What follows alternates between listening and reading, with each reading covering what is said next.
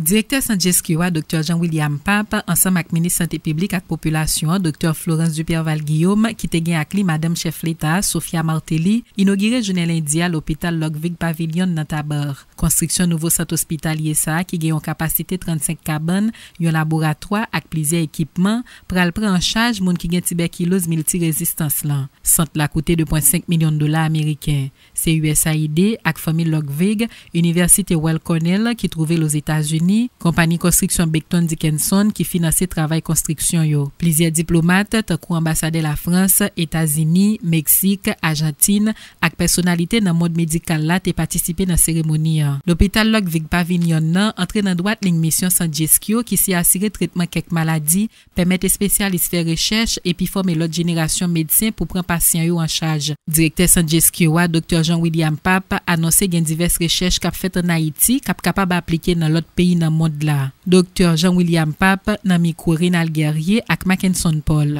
Le coût a coûté 2,5 millions de dollars et ça a été supporté essentiellement par la compagnie Becton Dickinson, par la famille Ludwig, par la USAID et l'Université Cornell. Voilà, ce sont les grands donateurs qui ont contribué à cette construction. Il sera opérationnel dans un mois. On attend les meubles. On n'a pas encore tous les meubles, mais l'équipement est là, le personnel est là. Et il s'agira tout simplement de bouger les patients qui sont actuellement sous des tentes et de les amener ici. Le centre a 35 lits, mais vous savez, le traitement se fait une partie à l'hôpital et la plus grande partie en ambulatoire.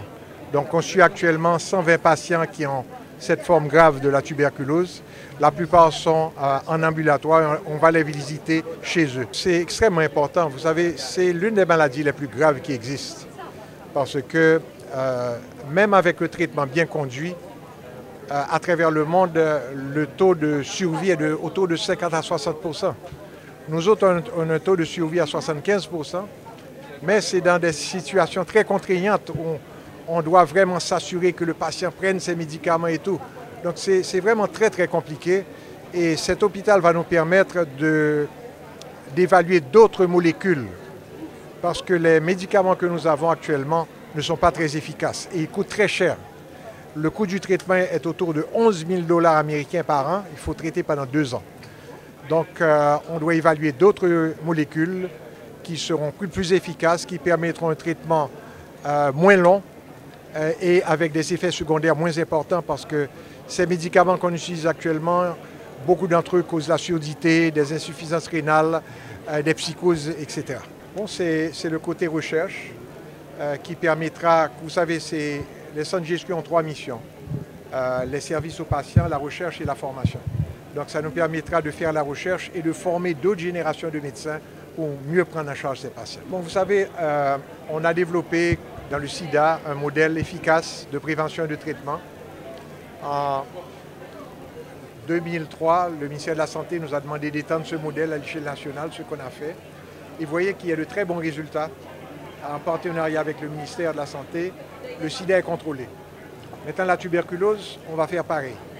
Et la tuberculose multirésistante, qui est très très compliquée, il faut un modèle très efficace qui soit à notre portée, pas trop cher, parce qu'on doit le dupliquer, n'est-ce pas? Il faut pouvoir dupliquer ce modèle à l'échelle nationale, de façon à pouvoir nous assurer que chaque patient puisse être traité et qu'il ait les meilleures chances de survie.